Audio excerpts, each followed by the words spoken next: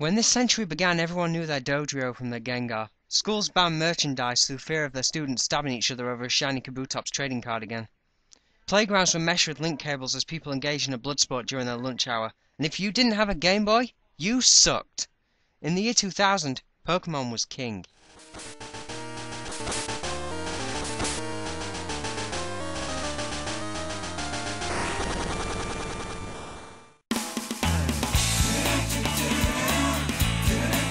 Pokémon Johto.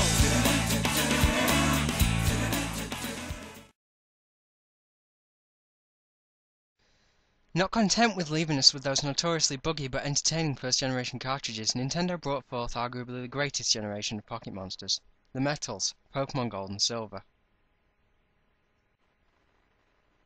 The franchise really established itself with these versions, allowing the player to take their first tentative steps away from the familiarity of Kanto and into the new region of fictionalized Japan, Johto.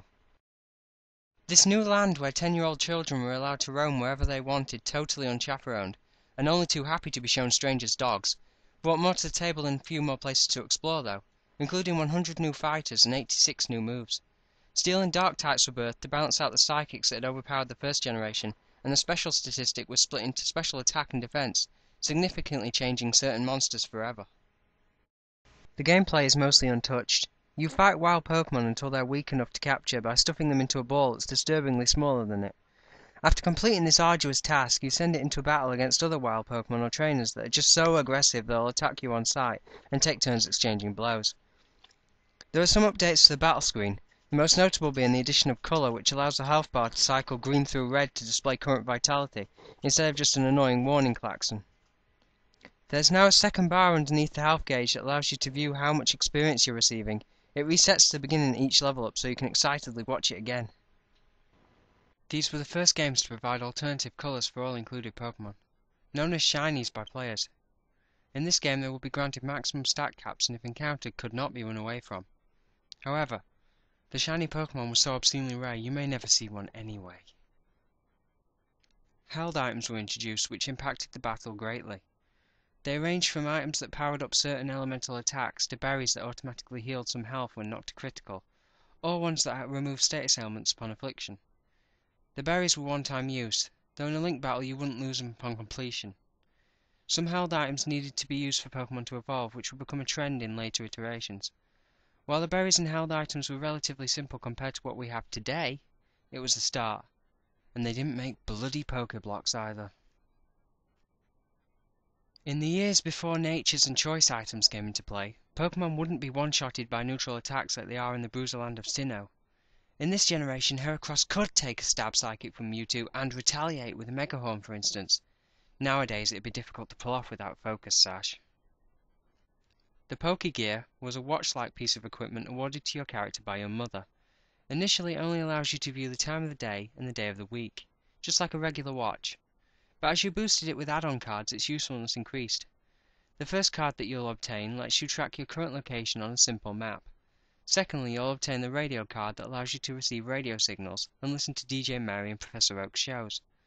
2 other channels can be applied to alter wild Pokemon encounter rates, and the Lucky channel lets you keep up with lottery results. It can also be used to wake up Snorlax a little later on.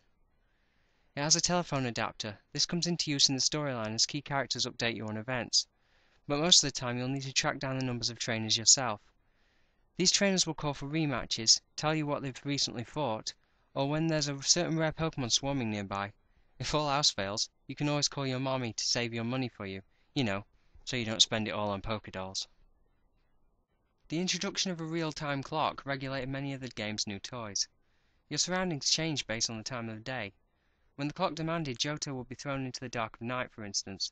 Characters will excuse themselves for waking you up when they call, and certain Pokemon will swap shifts in the tall grass, becoming available until morning rolls in. Other Pokemon require the night to evolve. You will receive items from some characters based on the day that you speak to them or partake in an event that may close its doors on another day of the week. This small addition of time winds up providing a surprisingly deep change. Nidoking and Nidoqueen take a deep breath, as genders become a standard for all Pokemon in order to compensate for Pokemon breeding. This perverse pastime of making your fighters get it on in full view of every Tom, Dick and Harry that cycled past Route 34 was there for a reason. Certain moves could only be obtained on particular creatures via this method. It's also a good way of creating a Pokemon with premier statistics.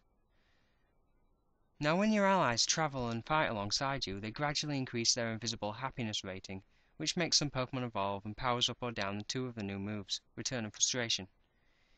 You can also increase this happiness rating by giving them a haircut in Goldenrod City.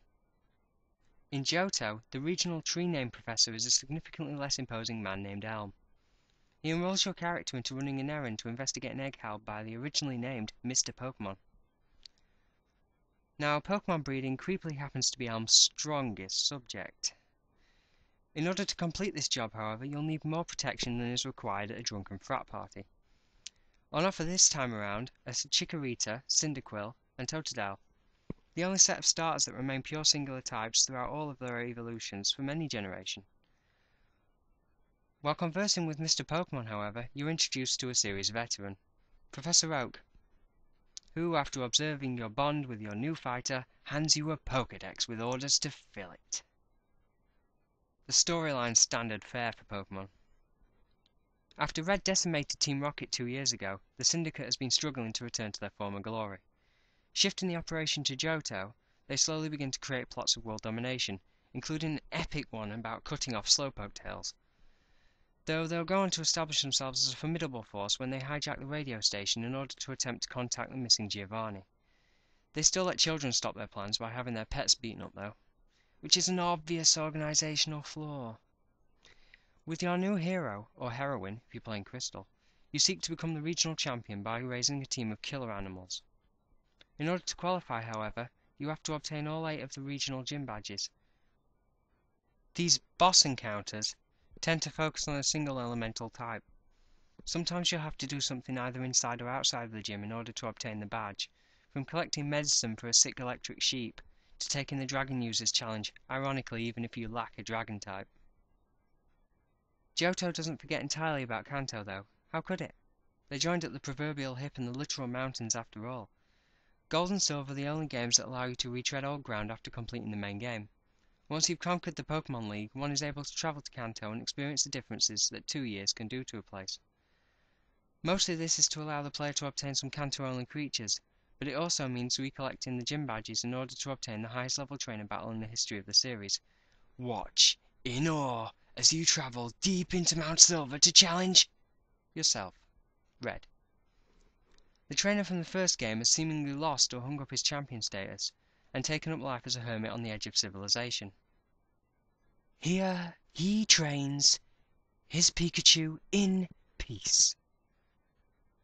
Until, that is, some punk in orange decides that he's going to mess with him. Red retains his silence and draws his Pokemon. After defeating his level 81 Pikachu and ragtag selection of random Espeon plus Kanto defaults, he will concede to you. Good job, asshole.